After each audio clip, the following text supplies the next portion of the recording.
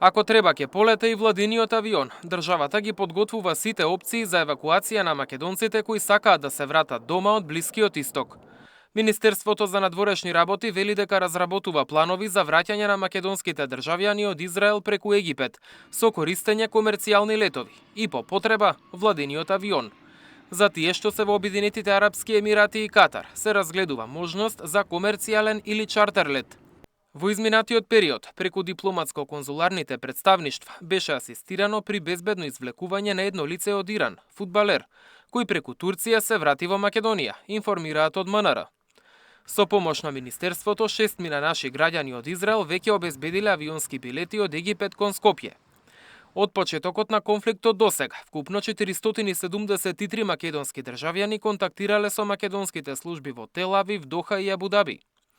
Ангела Николовска, која живее во главниот град на Катар, Доха, вели дека им стасале пораки во форма на наредба, дека не смеат да ги напуштат домовите.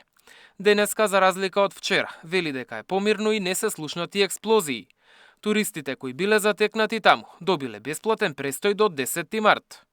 Не сум слушнала, значи никој од македонците кои што ги познавам или групата се нема изјаснето дали навистина побарал се јавил на тој SOS телефон за да се пријави за евакуација. Значи дали не сакаат да дадат или едноставно се тие тоа некои луѓе кои што не ги познаваме. Имајте во предвид дека тука има македонци кои што се заглавени на аеродром, веројатно на тие има малку повеќе страв. Ние кои што живееме тука верувам дека сме посигурни во одбраната на Катар, затоа што знаеме како функционира овој систем.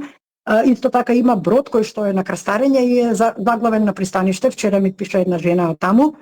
Инаку денеска во Белград слета авион со 200 српски државјани кои се вратија од Дубај со комерцијален лет. Мартин Арсов, Сител телевизија.